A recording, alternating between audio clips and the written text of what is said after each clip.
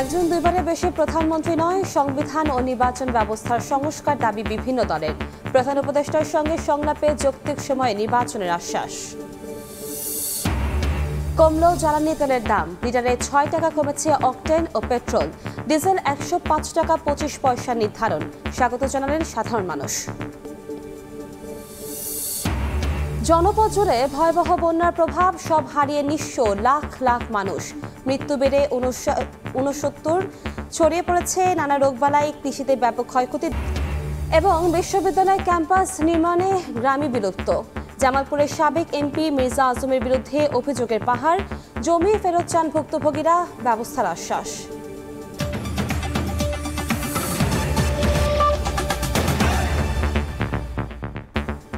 প্রবাসের সময় সঙ্গে আছি আমি কনক আজাদ।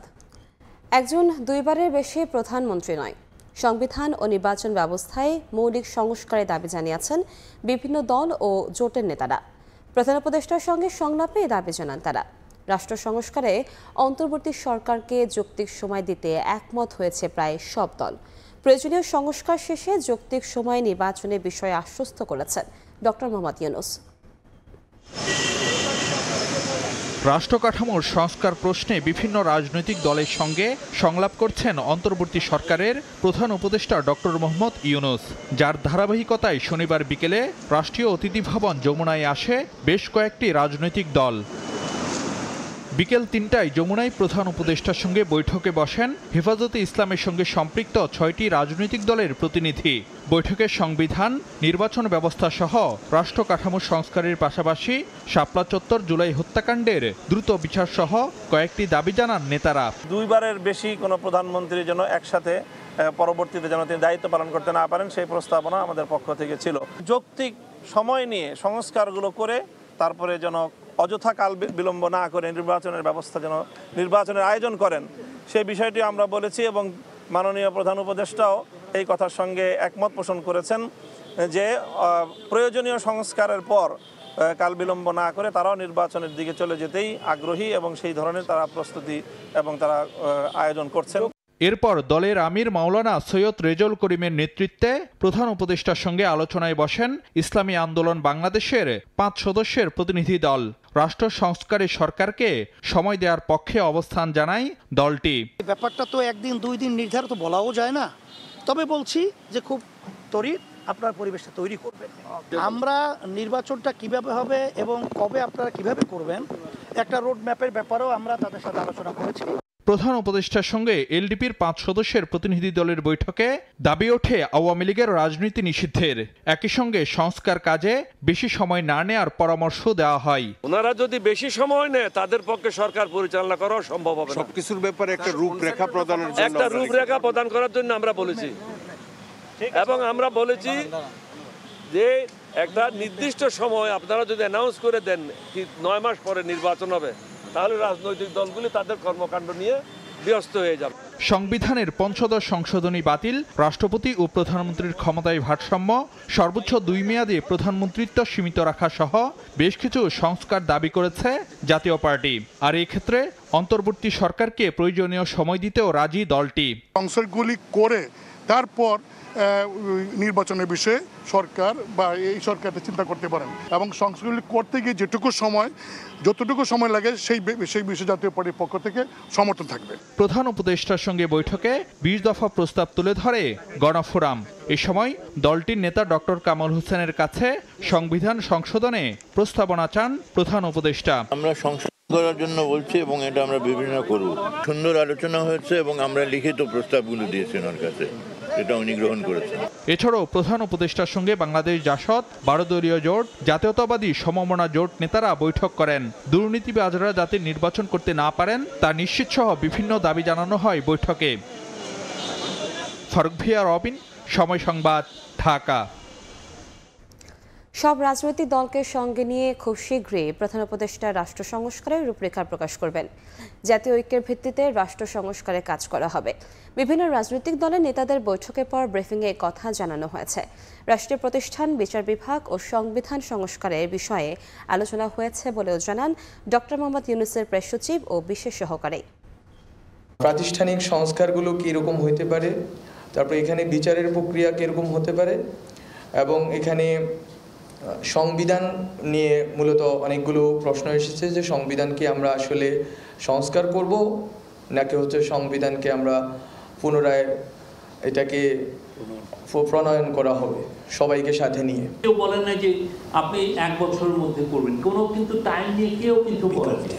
সবাই যেটা বলছেন যে আপনার লিডারশিপকে আমরা, আপনার লিডারশিপে দেশ এগিয়ে যাবে, সবাই আস্থা প্রকাশ করছেন যে আপনার লিডারশিপে আমরা কংক্রিট খুবই লাস্টিং আমরা রিফর্ম দেখতে পারব।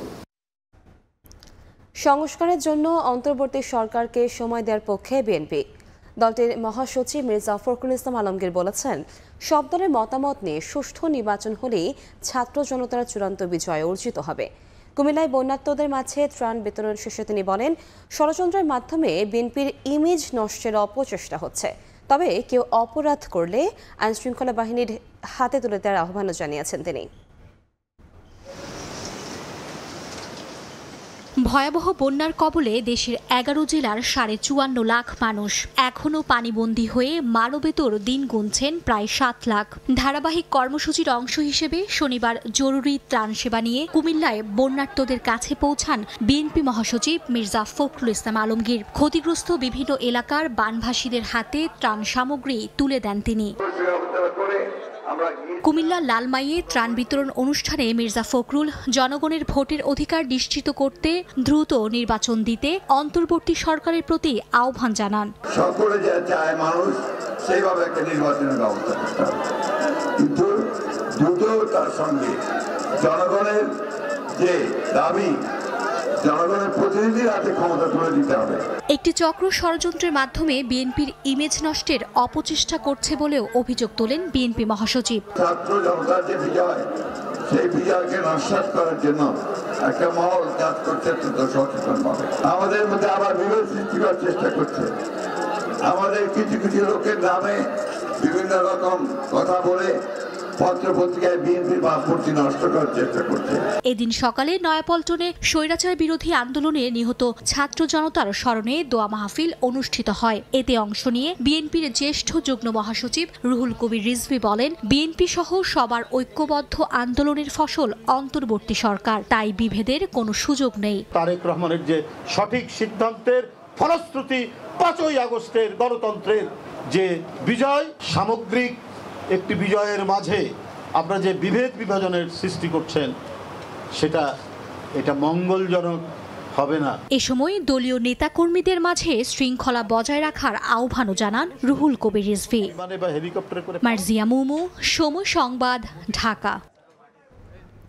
ধর্মের ভিত্তিতে জাতিকে বিভাজন করা জামায়াতে ইসলামের কাজ নয় বলে মন্তব্য করেছেন দলটির আমির ডক্টর শফিকুর রহমান। তিনি বলেন, জনগণের সেবক হবেন রাজনীতিবিদরা। শনিবার সকালে রাজধানীর কচিকাচার মেলা মিলনায়তনে সাংস্কৃতিক ঐক্যফ্রন্টের আয়োজনে কবি, লেখক, শিল্পী সমাবেশে কথা বলেন শফিকুর রহমান। জামায়াতের আমির আরও বলেন, গত বছরগুলোতে সংস্কৃতি ভুলিয়ে দেওয়ার চেষ্টা করা হয়েছে। কোনো স্বৈরশাসক যাতে লেখক শিল্পীদের দমিয়ে রাখতে না পারে সে বিষয়ে সজাগ থাকার আহ্বান জানিয়ে শফিকুর রহমান বলেন, নাগরিক অধিকার ছিন্ন করার অধিকার কারণেই। বাংলাদেশ জামাত ইসলামী রাজশাহী মহানগরী আয়োজিত বাংলাদেশ বিভিন্ন ধর্ম বর্ণের মানুষের আবাসভূমি। এখানে কোনো রাজনৈতিক জমিদারি আমরা বরদাস্ত করব না। রাজনীতিবিদরা হবেন জাতির স্রেফ সেবক, এর বাইরে তাদের কোনো পরিচয় নেই। রাজনীতিবিদরা কখনো দেশের মালিকানা দাবি করতে পারবেন না। ধর্মের ভিত্তিতে জাতিকে বিভাজিত করা আমাদের কাজ নয়। ধর্ম যার যার নিজস্ব চয়েস, এর ভিত্তিতে আমরা এখানে মেজরিটি মাইনরিটিতে বিশ্বাসী না। এদেশে যারাই জন্মগ্রহণ করবে তারা এদেশের গর্বিত নাগরিক। অন্য প্রসঙ্গ, দেশে কমল জ্বালানি তেলের দাম। লিটারে 6 টাকা কমিয়ে অকটেন 125 টাকা আর পেট্রোলের দাম 121 টাকা নির্ধারণ করা হয়েছে। ডিজেল 106 টাকা 75 পয়সা থেকে 1 টাকা 25 পয়সা কমিয়ে 105 টাকা 25 পয়সা করা হয়েছে। খুলনায় এক বৈঠক শেষে কথা বলেন বিদ্যুৎ, জ্বালানি ও খনিজ সম্পদ উপদেষ্টা ফজলুল কবির খান। অন্তর্বর্তী সরকারের এই সিদ্ধান্তকে সাধুবাদ জানিয়েছেন সাধারণ ভোক্তারা। রাশিয়া ইউক্রেন যুদ্ধে টালমাটাল অর্থনীতি, যার প্রভাব পড়েছিল দেশের জ্বালানি খাতেও। ধাপে ধাপে বেড়েছে দাম, এক লাফে পৌঁছে গিয়েছিল সাধারণ ভোক্তার নাগালের বাইরে। এমন পরিস্থিতিতে বিশ্ববাজারের সঙ্গে সমন্বয় রেখে জ্বালানি তেলের মূল্য সমন্বয়ের সিদ্ধান্ত নেয় বিদ্যুৎ, জ্বালানি ও খনিজ সম্পদ মন্ত্রণালয়। জুলাইয়ে কমানো হয় দাম, তবে তা অতি নগণ্য, লিটার প্রতি মাত্র 1 টাকা। তাই দাম কমলেও ফেরেনি স্বস্তি। এবার আর হতাশা নয়, এক লাফে পেট্রোল ও অকটেনে 6 টাকা এবং ডিজেল ও কেরোসিনে 1 টাকা 25 পয়সা কমানো হয়েছে দাম। শনিবার বিদ্যুৎ, জ্বালানি ও খনিজ সম্পদ মন্ত্রণালয় এ সংক্রান্ত একটি প্রজ্ঞাপন জারি করে। দেশের এই পরিস্থিতির মধ্যেও দাম কমানোয় মিশ্র প্রতিক্রিয়া সাধারণ ভোক্তাদের মাঝে। কেউ সাধুবাদ জানিয়েছেন, কেউ আবার দাবি তুলেছেন জ্বালানি তেলের মূল্য আরও কমাতে। এই নতুন সরকার হয়ে তো এই যে দাম কমলো, এই কারণে আমরা অনেক সন্তুষ্ট। যদি আরো কিছু কমানো যায় আর কি, তো আমাদের জন্য স্বস্তিকর। আরো কমাইতে হবে, কারণ 1 লিটার তেলে আমাদের ঢাকা শহরে যে জ্যামজট, যে পরিমাণে আমরা মাইলেজ দেওয়ার কথা, সেটা তো আমরা পাইতেছি না। এদিকে খুলনার খালিশপুরে রূপসা 800 মেগাওয়াট কম্বাইন্ড সাইকেল বিদ্যুৎ কেন্দ্রে কর্মকর্তাদের সঙ্গে বৈঠক শেষে জ্বালানি উপদেষ্টা মোহাম্মদ ফাউজুল কবির খান জানান, ধীরে ধীরে জ্বালানি তেলের মূল্য কমিয়ে ভোক্তার নাগালের মধ্যে নিয়ে আসা হবে। ডিজেলের দাম 106 টাকা 75 পয়সা থেকে 105 টাকা 50 পয়সা, মানে 1 টাকা 25 পয়সা পার লিটারে কমাচ্ছে। অকটেনের দাম 131 টাকা থেকে 125 টাকা, মানে 6 টাকা কমাচ্ছে। পেট্রোলের দাম 127 টাকা থেকে 121 টাকা, সেটাও 6 টাকা কমাচ্ছে। ভবিষ্যতে আমাদের চেষ্টা থাকবে যাতে আমরা এটাকে আরো কমাতে পারি আর কি। পুনর্নির্ধারিত এ দাম কার্যকর হবে শনিবার রাত 12টা থেকে। ধ্রুব ব্যানার্জি, সময় সংবাদ, ঢাকা। গত 1.5 দশকে বিদ্যুৎ জ্বালানি খাতে সব লুটপাটের সুরক্ষা দিয়েছে বিদ্যুৎ ও জ্বালানি দ্রুত সরবরাহ বৃদ্ধি আইন, যার মাধ্যমে উন্মুক্ত দরপত্র ছাড়াই পছন্দের ব্যক্তি বা প্রতিষ্ঠানকে বিদ্যুৎ কেন্দ্র, এলএনজি টার্মিনাল সহ বিভিন্ন অবকাঠামো তৈরির কাজ ও ক্রয়াদেশ দেওয়া হয়। দায়মুক্তির এই আইন বাতিলে এবার উচ্চ আদালতে যাচ্ছে ভোক্তা অধিকার সংগঠন ক্যাব। ফারুক ভাই রবিনের রিপোর্ট।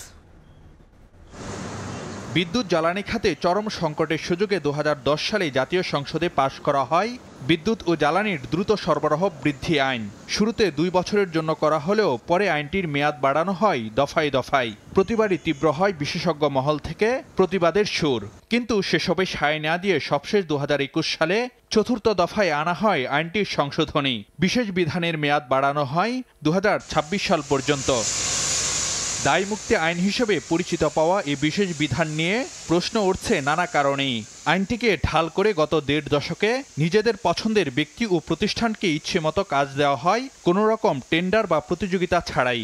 স্বচ্ছতাকে পাশ কাটানো এই প্রক্রিয়ায় নির্মাণ করা হয় শতাধিক বিদ্যুৎ কেন্দ্র, এলএনজি টার্মিনাল সহ বিদ্যুৎ জ্বালানি খাতের ছোট বড় প্রায় সব অবকাঠামো। সবচেয়ে বিতর্কিত এ আইনের 9 ও 10 নম্বর ধারা। এ দুটি ধারার মাধ্যমে অনুমোদন কিংবা ক্রয় প্রক্রিয়ায় অনিয়ম দুর্নীতি হলেও তা নিয়ে আদালতে প্রশ্ন তোলার সুযোগ বন্ধ করে দেওয়া হয়, যা বিদ্যুৎ জ্বালানি খাতকে আরও অস্বচ্ছ, স্বেচ্ছাচারী, লুণ্ঠনমূলক ও জবাবদিহিতাহীন খাতে পরিণত করে বলে মনে করেন বিশেষজ্ঞরা। প্রতিযোগিতাহীন, লুণ্ঠনমূলক, অসাধু ব্যবসায়ী, বিনিয়োগকারীদেরকে প্রোটেকশন দিয়েছে এই আইনের আওতায়। সেটাতে তারা যত খুশি তত ব্যয় করে, তারা ব্যয় দেখিয়ে তারা তাদের মুনাফা বাড়াইছে। এইগুলো তারা করে এইভাবে লুণ্ঠনের অবাধ ক্ষেত্রে পরিণত করেছে জ্বালানি খাত। আইন করে যদি বেআইনি কাজ করা যায়, তাহলে যে আইন করে বেআইনি কাজ করা হলো সেই আইন করাটাও বেআইনি। অপরাধকৃত কার্যক্রমের দায়ে অপরাধীদের জ্বালানি অপরাধী গণ্য করে বিচারের আওতায় আনতে হবে। নির্বিচারে তারা পাওয়ার প্ল্যান্ট করতে পেরেছে। হ্যাঁ, এই আইনটা না থাকলে অত সহজে করতে পারতো না। নিজস্ব লোককে পাওয়ার প্ল্যান্টগুলো করার সুবিধা দিয়েছে। আর যেহেতু তাদের কাছে আইন ছিল, তারা একটার পর একটা পাওয়ার প্ল্যান্ট করে গেছে, তাদেরকে বাধা দেওয়ার কোনো লোক ছিল না। সরকারের পালাবদলে এখন আইনটির বৈধতা নিয়ে উচ্চ আদালতে যেতে চায় ভোক্তা অধিকার সংগঠন ক্যাব। সংগঠনটির আশা, আদালতে এ বিষয়ে প্রতিকার মিলবে। এটা বাতিল করার জন্য কনজিউমার অ্যাসোসিয়েশন আদালতে যাবে। এরকম একটা গণবিরোধী আইন সরকার নিজেই তার প্রয়োগ স্থগিত করে দিয়েছে, তার কনসিকুয়েন্স স্বীকার করছে। সেই আইন তো আর থাকতে পারে না। শাসন বিভাগ থেকে তো এই আইনের পক্ষে কোনো অজুহাতেই দাঁড়াতে আসবে না। সুতরাং এই আইন বাতিল অবশ্যম্ভাবী এবং অবধারিত। ছাত্র জনতার অভ্যুত্থানে গঠিত হওয়া অন্তর্বর্তী সরকার এরই মধ্যে স্থগিত করেছে আইনটির কার্যকারিতা। ফারুক ভিয়া, রবিন, সময় সংবাদ, ঢাকা। প্রবাসের সময় আরো থাকছে 3 বছর আগের মেয়াদ উত্তীর্ণ কিট দিয়ে পরীক্ষা নিরীক্ষা, স্যাম্পল ওষুধ দিয়ে রোগীদের চিকিৎসা। রাজধানী কমফোর্ট ডায়াগনস্টিক সেন্টারে অভিযানে মিলল নানা অনিয়ম। ধীরে ধীরে বন্যা পরিস্থিতির উন্নতি হলেও কমেনি দুর্ভোগ। ছড়িয়ে পড়ছে পানিবাহিত নানা রোগবালাই। পানি নামতে শুরু করায় স্পষ্ট হচ্ছে বন্যা কবলিত জনপদের ক্ষয়ক্ষতির পরিমাণ। এ পর্যন্ত মারা গেছেন 59 জন। এদিকে সব হারিয়ে নিঃস্ব মানুষগুলো সরকারি বেসরকারি সহযোগিতার জন্য তাকিয়ে আছেন। এখনো বাড়ির সামনে হাঁটু পানি, নৌকা ছাড়া চলাচল করাই দায় দুর্গতদের। কিছু কিছু এলাকা থেকেই পানি নেমে গেলেও ঘরের বেহাল দশা। কাদা আর নোংরা পানিতে আসবাবপত্র নষ্ট হয়ে গেছে। অনেক জায়গায় আতঙ্ক বেড়েছে সাপের। আমার বাড়ির অবস্থা তেমন ভালো না। দীর্ঘ 15 দিন আমরা পানিবন্দী। গবাদি পশু, হাঁস মুরগি নিয়ে আমরা বহুত বিপদে আছি। রাস্তাগুলোরও ভঙ্গুর দশা, সৃষ্টি হয়েছে বিশাল বিশাল গর্ত। কোনো কোনো অঞ্চলে এখনো সড়কগুলো তলিয়ে, গন্তব্যে যেতে বেগ পেতে হচ্ছে বাসিন্দাদের। খালগুলা সংস্কার করা, খনন করা করি। আমাদের এলাকাটার রাস্তাঘাট যেগুলো ভেঙে গেছে এগুলো সংস্কার করা প্রয়োজনে। বন্যা পরবর্তী যে পুনর্বাসন দরকার, যাদের মাটির ঘর আছে তাদের মাটির ঘরগুলো অনেকাংশে ক্ষতিগ্রস্ত হয়েছে। এদিকে চাঁদপুরের শাহরাস্তির পূর্ব ও দক্ষিণাঞ্চলের জলাবদ্ধতা এখনো দূর হয়নি। সবজি ক্ষেত, ধানের বীজতলা ও মাছের ঘের ক্ষতিগ্রস্ত হওয়ায় বিপাকে বন্যাত্মরা। ক্ষতি হয়েছে ফেনী শহরের ভোগ্যপণ্যের দোকানগুলো। টনকে টন গম ভিজে নষ্ট হয়ে গেছে। লোকসানের দুশ্চিন্তায় মাথায় হাত দোকানিদের। এছাড়া বন্যা কবলিত এলাকাগুলোতে দেখা দিয়েছে পানিবাহিত রোগ, চর্ম, ডায়রিয়া, জ্বরসহ নানা রোগে আক্রান্ত হয়ে হাসপাতালে চিকিৎসাধীন অনেকে। ফাহরিয়া ফারজানা, সময় সংবাদ। লক্ষ্মীপুরে বন্যার পানি যেদিক দিয়ে নামছে, নতুন করে সেই এলাকাগুলোতে বাড়ছে দুর্ভোগ। মাছ ফসল ভেসে যাওয়ায় ক্ষতি হয়েছে অনেক। পানি নেমে গেলে কিভাবে কাটবে ভবিষ্যৎ, তা নিয়ে দুশ্চিন্তায় দুর্গতরা। পরিবার পরিজনে বাঁচতে সরকারি সাহায্যের দিকে তাকিয়ে নিম্ন আয়ের মানুষ। লক্ষ্মীপুর থেকে আতাউর কাউসারের রিপোর্ট, ছবি তোলাচ্ছে নিজামুদ্দিন। লক্ষ্মীপুর পৌরসভার 10 নম্বর ওয়ার্ডের বেগম শামসুন নাহার 7 মাস আগে স্বামী মারা যাওয়ার পর 3 সন্তানকে নিয়ে যখন হিমশিম খাচ্ছিলেন তখনই বন্যার আঘাত। বানের পানিতে ভিটে মাটি ভেঙে যাওয়ায় বাঁশ দিয়ে ঠেকিয়ে রেখেছেন শেষ আশ্রয়স্থলটুকু। ছেলে দুগাছো করে হলে করে শিখে সার্কি মার্কি অনো মেসো ভাত রাঁধি কারণ কার কাছে যায় আল্লাহ ছাড়া দুনিয়াতে আর কেউ নাই। বন্যার পানি কমে যাওয়ায় বাড়ির সামনে খেলা করছিল অবুঝ 2 শিশু। তাদের বোঝার বয়স হয়নি কি ক্ষতি করে যাচ্ছে এবারের বন্যা। লক্ষ্মীপুর 10 নম্বর ওয়ার্ডের এই এলাকায় অন্তত 15টি পুকুর ছিল, যেগুলোতে মাছের চাষ করতেন অনেকেই। বন্যা পথে বসিয়েছে তাদেরও। পুকুর থেকে 10 লাখ টাকার মাছ চলে গেছে। এখানে 2টা পুকুর আছে, শেষ। আমার কিচ্ছু না, এখন সব শেষ হয়ে গেছে। প্রায় 20 থেকে 25 লাখ টাকা ক্ষয়ক্ষতি হয়েছে এখন, এবং এরপরে আমার ঘরের মধ্যেও পানি ঢুকছে। 12 থেকে 15 লাখ টাকার মতন 3টা পুকুর। পানিতে তলিয়ে গেছে হাজার হাজার একর ফসলি জমি। এতে দিশেহারা হয়ে পড়েছেন চাষিরা। অনেকের থাকার শেষ আশ্রয়টুকু ভেঙে গেছে বানের পানিতে। প্রায় আপনার 50 একরের মতো জমি আছে। এই জমিগুলোর মধ্যে সম্পূর্ণ ধান ছিল, এই ধান সম্পূর্ণ পানি তলায় নিয়ে গেছে। চুলা শেষ, চুলা ফাঁক করতো না, ঘরের মধ্যে ফাঁক করি আমরা। ফেনী নোয়াখালী থেকে ধেয়ে আসা বন্যার পানি লক্ষ্মীপুরকে ভাসিয়ে অনেক জায়গায় কমে গেলেও এখনো কিছু স্থান ডুবে আছে, কারণ পানি প্রবাহের পথগুলো নানা কারণে বন্ধ। কালভেট নাই, বাংটি ছোট ছোট বাংটি চুঙ্গা দিয়ে মানে পানি যাইতেছে, এগো থেকে মানে পানি নামতে দেরি। বিষয়গুলো দ্রুত সংশ্লিষ্ট কর্তৃপক্ষের নজরে আনার দাবি তাদের। খালে পানি প্রবাহিত হওয়ার কথা, সেখানে উল্টো খাল থেকেই এখন পানি ছড়িয়ে পড়ছে পুরো এলাকায়। শুধু এই খালটি নয়, লক্ষ্মীপুরে, নোয়াখালী, ফেনীতে যেখানে যেখানে যতগুলো খাল এবং নদী আছে তা দ্রুত খনন করার দাবি জানিয়েছে এলাকাবাসী। লক্ষ্মীপুর পৌরসভা থেকে আতাউর কাউসার, সময় সংবাদ। 10 দিন পর ঢাকা বিশ্ববিদ্যালয়ে কেন্দ্রিক বন্যার্তদের ত্রাণ সংগ্রহ এবং বিতরণ কার্যক্রমে নতুন ঘোষণা দিয়েছেন বৈষম্য বিরোধী ছাত্র আন্দোলনের ছাত্ররা। আর নেওয়া হবে না কাপড় ও শুকনো খাবার, তবে গণ রান্নার উপযোগী পণ্য সংগ্রহে প্রাধান্য দিচ্ছেন তারা। পাশাপাশি সংগ্রহ করা হবে নগদ টাকা।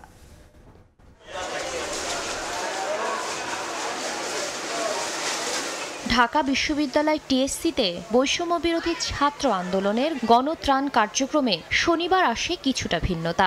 সকালে দেশের বন্যা দুর্গত প্রত্যন্ত অঞ্চলের জন্য শুকনো খাবার আর কাপড়ের শেষ চালানগুলো তোলা হয় ট্রাকে। বাকি ত্রাণ সামগ্রীও সরিয়ে নিয়ে সম্পূর্ণ পরিষ্কার করা হয় টিএসসি। কারণ এসব স্থান এবার পূর্ণ করা হবে চাল, ডাল, তেল আর মশলার মতো পণ্যে। দুর্গত এলাকায় স্থানীয় পর্যায়ে গণরান্নার কর্মসূচি জোরদার করতে যাচ্ছে বৈষম্য বিরোধী ছাত্র আন্দোলনের স্বেচ্ছাসেবকরা। জেলা সমিতিগুলো আছে বা উপজেলা সমিতিগুলো আছে, আমরা কিন্তু তাদের সাথে কন্ট্যাক্ট অলরেডি করে ফেলেছি। তাদেরকে আমরা বলেছি তারা নিজ নিজ এলাকায় চলে যেতে, এবং সেখানে ভলান্টিয়ারের প্রয়োজন রয়েছে। এখন তারা অলরেডি এখান থেকে মুভ অন করে শুরু হয়ে গেছে। শনিবার সরকারি ছুটির দিন হওয়ায় টিএসসিতে ত্রাণ নিয়ে ছুটে এসেছেন অনেকে। শিক্ষা প্রতিষ্ঠান থেকে শুরু করে সামাজিক সাংস্কৃতিক সংগঠনের সঙ্গে নিজের সংগ্রহ নিয়ে আসেন শিশুরাও। খুব সুন্দরভাবে এটা শৃঙ্খলাবদ্ধভাবে কাজগুলো আগাচ্ছে। ছাত্র জনতা যা উদ্যোগে যে কাজটা করতে পারবে, আমরা সেটা হয়তো পারবো না সে দুর্গম এলাকায়। সেই জন্য এখানে আসছি ডোনেশনের জন্য। প্রত্যেকটা মানুষ কিন্তু মুখিয়ে আছে কিভাবে এই পুনর্গঠনের কাজে সামিল হতে পারে। ত্রাণ কার্যক্রমের সমন্বয়করা জানান, আর নতুন করে শুকনো খাবার বা কাপড় নেওয়া হবে না। গণরান্নার জন্য প্রয়োজনীয় পণ্যের পাশাপাশি পানি বিশুদ্ধকরণ ট্যাবলেট, শিশু খাদ্য, স্যানিটারি ন্যাপকিনের চাহিদার কথাও জানান তারা। কাপড় এবং শুকনো খাবার আর নিচ্ছি না, তবে আমাদের যে নগদ অর্থ সংগ্রহের প্রক্রিয়াটা সেটি আমরা চলমান রাখবো। চাল, ডাল, আলু, পেঁয়াজ, লবণ, সয়াবিন তেল, মশলা, মোমবাতি, দিয়াশলাই, ওরসেলাইন ঔষধ, পানি বিশুদ্ধকরণ ট্যাবলেট, স্যানিটারি ন্যাপকিন এবং আরও আরেকটি গুরুত্বপূর্ণ বিষয় যেটি হচ্ছে শিশু খাদ্য। বন্যায় ক্ষতিগ্রস্তদের জন্য আশ্রয় কেন্দ্রকে মাথায় রেখে আপাতত গণরান্নার পরিসর বাড়ানোতে স্বেচ্ছাসেবক এবং অর্থ সাহায্যের গুরুত্বও তুলে ধরে বৈষম্য বিরোধী ছাত্র আন্দোলনের সমন্বয়করা। শাতিলা শারমিন, সময় সংবাদ, ঢাকা। বন্যা কবলিত এলাকায় ত্রাণ বিতরণ শেষে দ্রুত সময়ের মধ্যে পুনর্বাসন প্রক্রিয়া শুরু হবে বলে জানিয়েছেন দুর্যোগ ব্যবস্থাপনা ও ত্রাণ মন্ত্রণালয়ের উপদেষ্টা ফারুকী আজম।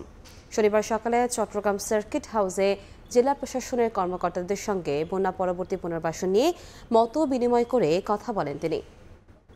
সর্বাধিক ক্ষতিগ্রস্ত এলাকাগুলো চিহ্নিত করা হবে, যথাযথভাবে যাতে পুনর্বাসন প্রক্রিয়াটা বাস্তবায়ন হয় সেই উদ্যোগ মন্ত্রণালয় গ্রহণ করবে। জেলা পর্যায়ে হবে, এটা উপজেলা পর্যায়ে হবে, সবাইকে সংশ্লিষ্ট করে হবে, জনগণকে সংশ্লিষ্ট করেই হবে, যাতে এগুলির অ্যাকাউন্টেবিলিটি থাকে। এগুলি যেন মানুষ যেন জানতে পারে কি হচ্ছে, কেন হচ্ছে। একনায়কতন্ত্র সংবিধানের যে অবস্থা করেছে তাতে সংশোধন নয়, পুনর্লিখন ছাড়া উপায় নেই বলে মন্তব্য করেছেন রাজনৈতিক বিশ্লেষকেরা। এ বিষয়ে অভ্যুত্থানকারী ছাত্র জনতার সঙ্গে অন্তর্বর্তী সরকার আলোচনা করবে বলে জানিয়েছেন স্থানীয় সরকার উপদেষ্টা। শনিবার সকালে রাজধানীর বীজ মিলনায়তনে গণতান্ত্রিক পুনর্গঠনের জন্য সংলাপ শীর্ষক আলোচনায় এই কথা বলেন বক্তারা। করতে চাই ঢাকায় এবং সারা দেশে। রাজধানীতে centre for governance studies CGS আয়োজন করে গণতান্ত্রিক পুনর্গঠনের জন্য সংলাপ। শনিবার দুপুরে এ আয়োজনে উঠে আসে সংবিধান সংশোধন বা পুনর্লেখন প্রসঙ্গ। প্রধানমন্ত্রীর হাতে যে অভাবনীয় ক্ষমতা দেওয়া হয়েছে, কেন সংবিধান পুনর্লিখন দরকার তার পক্ষে যুক্তি দিয়ে অধ্যাপক ডক্টর আলী রিয়াজ বলেন, সংবিধানের যে অবস্থা করা হয়েছে তাতে সংশোধন করে কোনো লাভ হবে না। পুনর্লেখন না করলে আবারও একক ক্ষমতা প্রতিষ্ঠা হবে। গত 15 বছরে যে একনায়কত্ব আমরা লক্ষ্য করেছি সেটা ব্যক্তিকেন্দ্রিক একনায়কত্ব হলো, তার মধ্যে সেগুলো করা হয়েছে সংবিধানের আড়ালেই, অর্থাৎ সাংবিধানিকভাবে পথ পদ্ধতি তৈরি করে সেগুলি করা হয়েছে। তাহলে এর বদলে যদি আরেকজন আসেন, সংবিধান এই অবস্থায় থাকলে তার হাতেই ক্ষমতার কেন্দ্রীভূতকরণ কোনো অবস্থায় আসলে বন্ধ করা যাবে না। সিনিয়র আইনজীবী সারা হোসেন বলেন, সংবিধান সংশোধন নাকি পুনর্লেখন সে সিদ্ধান্ত নিতে হবে সবার মতামত নিয়ে। আর সুজন সম্পাদক বদিউল আলম মজুমদার বলেন, এ বিষয়ে সরকারকেই সিদ্ধান্ত নিতে হবে। সারা পৃথিবী জুড়ে যে নতুন করে যখন কিছু লেখা হয়, সেখানে যদি আসলে সবাইকে নিয়ে যদি না করা হয়, একপেশে ভাবে যদি করা হয়, ওটা কিন্তু টিকে না। আমাদের ইন্টারিম সরকার আছে, তাদেরকেই বোধহয় সিদ্ধান্তটা প্রাথমিকভাবে নিতে হবে, কারণ তাদেরকে সিদ্ধান্ত নিতে হবে তারা কতদূর যেতে চায়। গোজামিল দিয়ে সংবিধানের ৫ম সংশোধন করা হয়েছিল উল্লেখ করে অন্তর্বর্তী সরকারের উপদেষ্টা হাসান আরিফ বলেন, মূল বিষয় ঠিক রেখে সংবিধান সংশোধন করা যেতে পারে, তবে তা হতে হবে অভ্যুত্থানকারী ছাত্র জনতার সঙ্গে আলোচনা করে। এই সরকার হচ্ছে ট্রাস্টি, বেনিফিশিয়ারি হচ্ছে জনগণ, আর সেটলার অব দি ট্রাস্ট হচ্ছে এই ছাত্র জনতার যে গণ অভ্যুত্থান। সুতরাং আমাদেরকে এই ছাত্র জনতার কাছেই ফিরে যেতে হবে এই সম্পূর্ণ বিষয়ে সিদ্ধান্ত দেওয়ার জন্য। বক্তারা বলেন, শেখ হাসিনা সংবিধানকে দুর্বোধ্য করার পাশাপাশি আদালতকেও দমন করেছে সংবিধান দিয়ে। সংশোধনের মাধ্যমেই সাংবিধানিক এই জুজুর ভয় কাটানোর তাগিদ তাদের। সম্ভাবনা তৈরি হয়েছে বলেই। আলতাফ হোসাইন, সময় সংবাদ, ঢাকা। মেয়াদোত্তীর্ণ কিট ব্যবহার, পরীক্ষার দাম দ্বিগুণ নেয়া, স্যাম্পল ওষুধ দিয়ে চিকিৎসা সহ নানা অনিয়ম মেলেছে রাজধানীর কমফোর্ট ডায়াগনস্টিক সেন্টার ও নার্সিংহোমে। ৫ লাখ টাকা জরিমানাও করেছে জাতীয় ভোক্তা অধিকার সংরক্ষণ অধিদপ্তর। নিয়ম মানতে হাসপাতালটিকে ৭ দিন সময় দিয়েছে সংস্থাটি। দেখে বোঝার উপায় নেই, ইউরিন টেস্টের এক এক টিকিটের মেয়াদ উত্তীর্ণ হয়েছে আরও ৩ বছর আগেই। শনিবার সকালে জাতীয় ভোক্তা অধিকার সংরক্ষণ অধিদপ্তরের অভিযানে রাজধানীর গ্রিন রোডের নামিদামি কমফোর্ট ডায়াগনস্টিক সেন্টার ও নার্সিং হোম হাসপাতালে ব্যবহার করা হচ্ছে মেয়াদ উত্তীর্ণ এসব কিট, যাতে সঠিক রোগের চিকিৎসা পাওয়া কঠিন। ২১ সালে মেয়াদ শেষ। এ সময় দায় এড়িয়ে যেতে চাইলেও পরে স্বীকার করে নেয় দায়িত্বরত কর্মকর্তারা।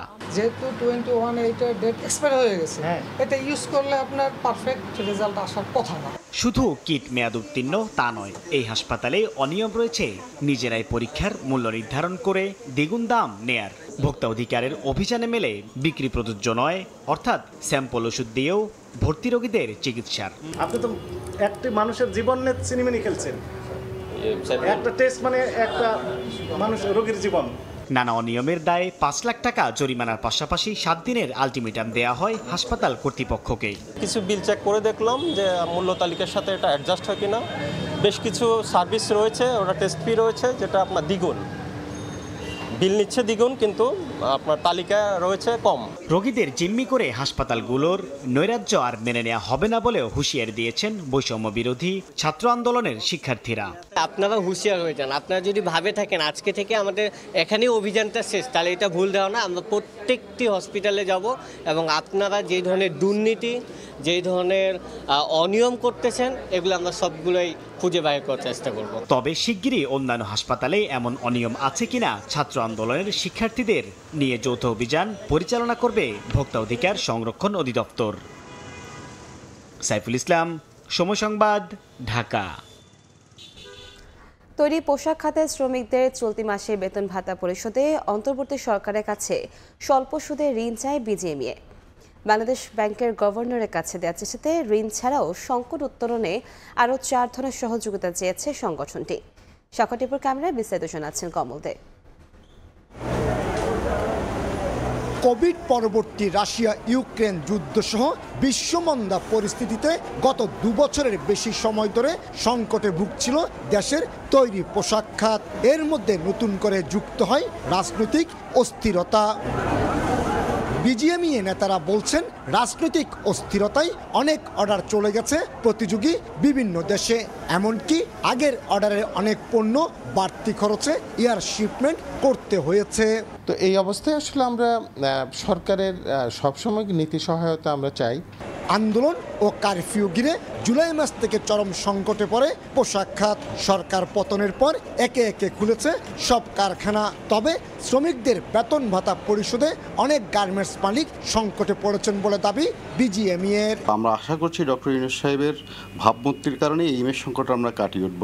এই অবস্থা থেকে উত্তরণে বাংলাদেশ ব্যাংকের গভর্নরের কাছে 5 ধরনের সহযোগিতা চেয়ে চিঠি দিয়েছে বিজিএমইএ। বাংলাদেশের মধ্যে সবচেয়ে বেশি কিন্তু আরএমজির এলসি হয় কিন্তু ইসলামী ব্যাংকে, ওটা যাতে চালু করা হয়।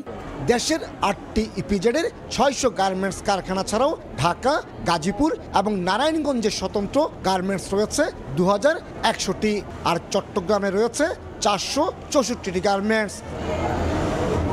চলতি বছরের 8 মাসে অন্তত 2 মাস উৎপাদন বন্ধ ছিল গার্মেন্টস কারখানায়। আর এই ক্ষতি পুষিয়ে নিতে সরকারের প্রণোদনার কোনো বিকল্প দেখছেন না গার্মেন্টস ব্যবসায়ীরা। চট্টগ্রামের বায়েজিদ শিল্পাঞ্চল থেকে কমল দে, সময় সংবাদ। দুর্নীতির স্বার্থে গোয়েন্দা সংস্থাকে ব্যবহার করা হয়েছে। যারা আইনের রক্ষক হওয়ার কথা ছিল তারা ভক্ষকের ভূমিকায় অবতীর্ণ হয়েছিল। এবিসিতে আয়োজিত ছায়া সংসদে এমন মন্তব্য করেছেন টিআইবির নির্বাহী পরিচালক ইফতেখারুজ্জামান।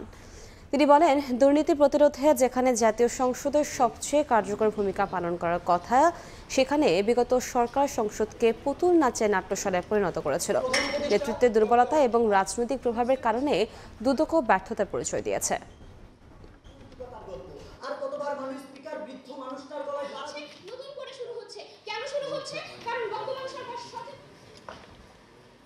যারা বিরোধী দলে তারা ভেবেছেন আমার সংসদ থেকে পাওয়ার কিছু নাই, সংসদে করার কিছু নাই।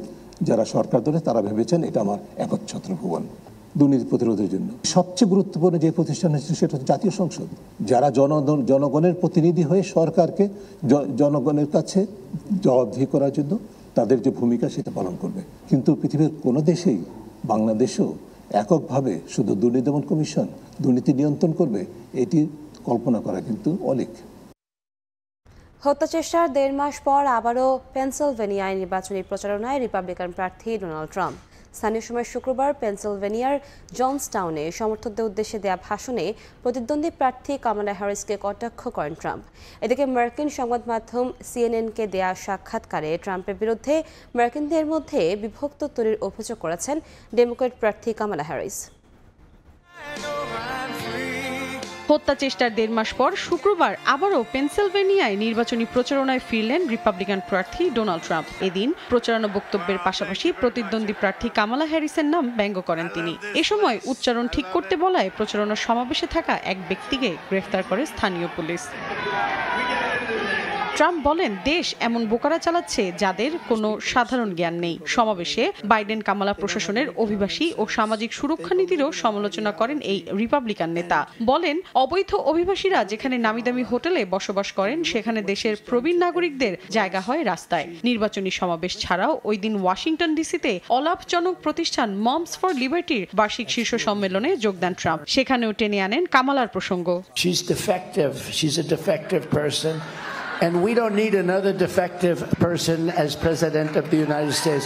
We just had that. এদিকে কামালা হ্যারিসও যে ট্রাম্পকে ছেড়ে কথা বলছেন এমন নয়। ট্রাম্পের সমাবেশের একদিন আগেও কথার তীর ছোড়েন ডেমোক্র্যাট প্রার্থী। সিএনএনকে দেয়া সাক্ষাৎকারে বলেন, মার্কিন জনগণ আর ট্রাম্প শাসন চায় না, তাই তার যুগের বিভাজনের পাতা উল্টানোর সময় এসেছে। কামালার ওই সাক্ষাৎকারে উঠে আসে অর্থনীতি ও মধ্যবিত্তকে আরো শক্তিশালী করার প্রতিশ্রুতিও ছিল। অবৈধ অভিবাসীদের বিরুদ্ধে কঠোর হওয়ার ইঙ্গিত। মৌসুমী সাথী, সময় সংবাদ। কলকাতায় নারী চিকিৎসককে হত্যায় জড়িতদের গ্রেফতার দাবিতে টানা 22 দিন ধরে চলছে নানা কর্মসূচি। ধর্মতলায় বিজেপির অনশন কর্মসূচির মাঝেই আগামী 3 সেপ্টেম্বর থেকে সবাইকে প্রতিবাদে সামিল হওয়ার আহ্বান জানিয়েছেন বাম কংগ্রেস। আর অভিযুক্তদের শাস্তি নিশ্চিতে বিধানসভায় বিল উত্থাপনের কথা জানিয়েছে মমতা প্রশাসন। কলকাতা থেকে সুব্রত আচার্যের রিপোর্ট। কলকাতার হাসপাতালে নারী চিকিৎসককে ধর্ষণ ও হত্যার ঘটনায় এখনও উত্তাল ভারত। হত্যাকাণ্ডের 24 ঘন্টার মধ্যেই সঞ্জয় রায় নামের একজনকে আটক করে কলকাতা পুলিশ। এরপর 22 দিন পেরিয়ে গেল, ঘটনায় জড়িত বাকিদের গ্রেপ্তার করতে পারেনি তদন্তকারী সংস্থা সিবিআই। তবে সিবিআই দফায় দফায় হাসপাতালের সাবেক অধ্যক্ষ সন্দীপ ঘোষকে জেরা করছে। করা হয়েছে পলিগ্রাফ টেস্টও, কিন্তু এরপরও চাঞ্চল্যকর এই মামলার কোনো দৃশ্যমান অগ্রগতি নেই। আর এতেই ফুঁসে উঠছে আন্দোলন। কলকাতা সহ গোটা রাজ্যে জুনিয়র চিকিৎসকদের চলমান কর্মবিরতি কর্মসূচি আরও জোরদার হবে বলে আভাস মিলছে। সিবিআই তদন্ত নিয়ে মানুষের আস্থা হারিয়ে ফেলেছে পশ্চিমবাংলায়। 2011 সালের পর থেকে যতগুলো ঘটনা ঘটেছে কোনো মামলারই সুরাহা করতে পারেনি। আস্থা আছে, আশা করি সিবিআই এটা তদন্ত করে সঠিক তদন্ত করে এবং সঠিক লোক যাতে সঠিকভাবে শাস্তি পায়। চিকিৎসক ধর্ষণ ও খুনের প্রতিবাদে রাজ্যের প্রধান বিরোধী দল বিজেপি ধর্মতলায় অনশন করছে। 7 দিনের এই কর্মসূচি শেষ হবে আগামী বুধবার। এরই মধ্যে 3 সেপ্টেম্বর বাম কংগ্রেস রাজ্য জুড়ে প্রতিবাদ কর্মসূচিতে সামিল হবে। এদিকে ধর্ষণের দৃষ্টান্তমূলক সাজা দিতে বিধানসভায় বিল উত্থাপনের কথা জানিয়েছে মমতা প্রশাসন। মুখ্যমন্ত্রী মমতা বন্দ্যোপাধ্যায় ভারতের প্রধানমন্ত্রী নরেন্দ্র মোদীকে এ বিষয়ে চিঠি পাঠিয়েছেন। সুব্রত আচার্য, সময় সংবাদ, ভারত। বাংলাদেশ থেকে প্রায় 10,000 কোটি টাকা পাচারে অভিযোগে ভারতে গ্রেফতার পিকে হালদার সহ 5 জনকে আগামী 25 সেপ্টেম্বর আদালতে হাজিরের নির্দেশ দিয়েছেন কলকাতা নগর ও দায়রা আদালত। শনিবার দুপুরে আদালতে তোলা হলে শুনানি শেষে বিচারকে আদেশ দেন। এদিন অভিযুক্ত আমানা সুলতানা জামিনের আবেদনও প্রত্যাহার করে নেন অভিযুক্তের আইনজীবী। একইভাবে পিকে হালদারের ভাই পানেশ হালদারের জামিনের আবেদন উচ্চ আদালতে হওয়ায় এদিন শুনানি হয়নি। 2022 সালে 14 মে কলকাতার অদূরে উত্তর 24 পরগনা থেকে গ্রেফতার হন পিকে হালদার। পরে জিজ্ঞাসাবাদের তথ্য অনুযায়ী তার ভাই, ভাগ্নে ও 2 সহযোগীকে গ্রেফতার করা হয়। দুর্নীতি ও অর্থ পাচারের অভিযোগে তার বিরুদ্ধে 2023 সালের ডিসেম্বর মাসে অভিযোগ গঠন করা হয়।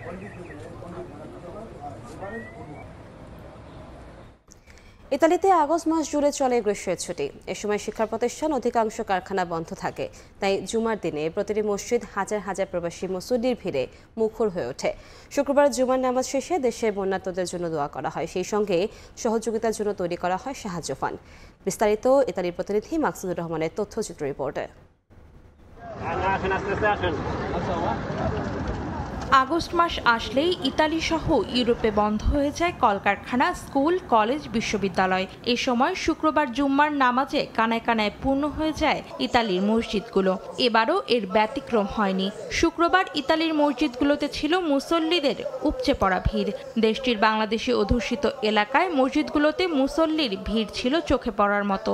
নামাজ শেষে মোনাজাতে সাম্প্রতিক সময়ে বাংলাদেশের বন্যায় ক্ষতিগ্রস্ত মানুষের জন্য দোয়া করা হয়। সেই সঙ্গে বন্যার্তদের জন্য গঠন করা হয় সাহায্য ফান্ড, যা দেশের বন্যার্তদের খাদ্য সাহায্যে এবং পরবর্তীতে পুনর্বাসনের জন্য ব্যয় করা হবে। আমাদের বাংলাদেশে যারা বন্যা দুর্গত চলতেছে সেই জন্য আমরা সমস্ত বন্যাতবাসীদের জন্য দোয়া করেছি এবং আমরা এখানে একটা বন্যাতবাসীদের ত্রাণের জন্য একটা সাহায্যের ফান্ড উঠিয়েছি এবং আমরা সাহায্য করতেছি। আমি সমস্ত প্রবাসী ভাইদেরকে বলবো আপনারাও রেমিটেন্স পাঠিয়ে বাংলাদেশের জন্য সাহায্য করুন।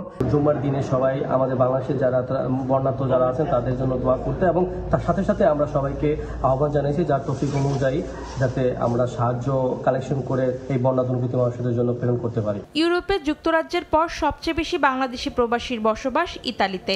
দেশটিতে 2.5 লাখের বেশি প্রবাসী বাংলাদেশির বসবাস। বাংলাদেশের অর্থনীতিতে ইতালির প্রবাসীদের পাঠানো রেমিটেন্সের রয়েছে গুরুত্বপূর্ণ অবদান। তাই জুম্মার নামাজের আলোচনা পর্বে বর্তমান পরিস্থিতিতে দেশের উন্নয়নে বৈধ পথে বেশি বেশি রেমিটেন্স পাঠানোর জন্য আহ্বান জানান ইমাম। সময় সংবাদ, ইতালি। মক্কায় 44তম আন্তর্জাতিক কোরআন প্রতিযোগিতায় 123টি দেশের মধ্যে 2 গ্রুপেই বাংলাদেশ প্রথম স্থান অর্জন করেছে। হাফেজ আনাস বিন আতিক 30 পারা গ্রুপে এবং হাফেজ মুয়াজ মাহমুদ 15 পারা গ্রুপে প্রথম স্থান অর্জন করেন।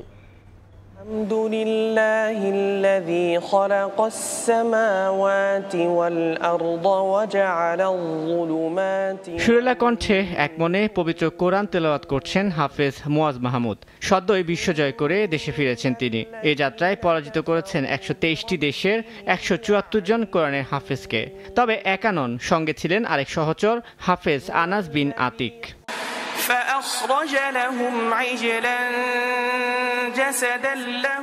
মক্কায় হেরেম শরীফে 44তম কিং আব্দুল আজিজ আন্তর্জাতিক কোরআন প্রতিযোগিতায় চতুর্থ গ্রুপে প্রথম স্থান অর্জন করেছেন রাজধানীর মার্কাজু ফয়জিল কোরআন আল ইসলামের কিতাব বিভাগের ছাত্র হাফেজ মুয়াজ মাহমুদ। আর তৃতীয় গ্রুপে প্রথম স্থান অর্জন করেছেন মার্কাজু তাহফিজের ছাত্র হাফেজ আনাস বিন আতিক।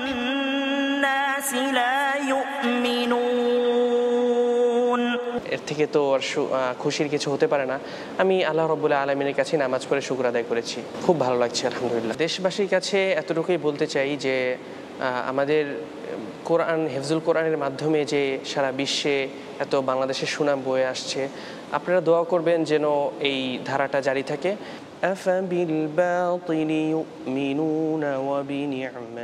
নিজের হাতে গড়া শিক্ষার্থীর এমন সাফল্যে উচ্ছ্বসিত মুয়াজের শিক্ষকও।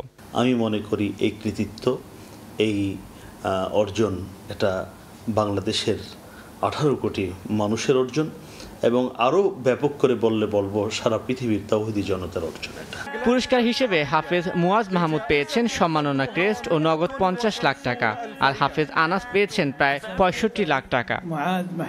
তানভীর হাসান, সময় সংবাদ, ঢাকা। কবিতা গান সহ নানা আয়োজনে জাতীয় কবি কাজী নজরুল ইসলামকে স্মরণ করল পর্তুগাল প্রবাসীরা। শুক্রবার স্থানীয় সময় সন্ধ্যায় কবির 48তম মৃত্যুবার্ষিকী উপলক্ষে কবিতা উৎসবের আয়োজন করে প্রবাসী বাংলাদেশিদের সংগঠন পর্তুগালের সাহিত্য সংসদ। নজরুলকে স্মরণ করে কেন্দ্র করে রাজধানী লিসবনের একটি হোটেলের বলরুমে পরিণত হয় প্রবাসী বাংলাদেশিদের মিলনমেলা। সংগঠনের সভাপতি এনামুল হকের সভাপতিত্বে অনুষ্ঠানের প্রধান অতিথি হিসেবে উপস্থিত ছিলেন পর্তুগালে নিযুক্ত বাংলাদেশের রাষ্ট্রদূত রেজিনা আহমেদ।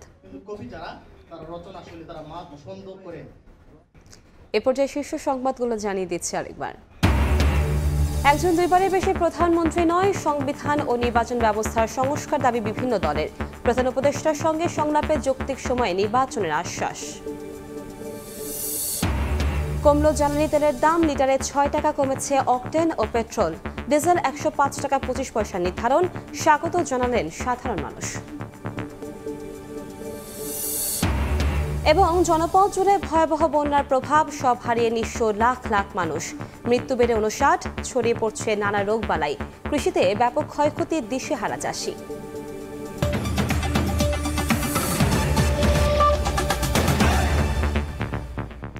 এ ছিল প্রবাসের সময়, সঙ্গেই থাকুন সময়।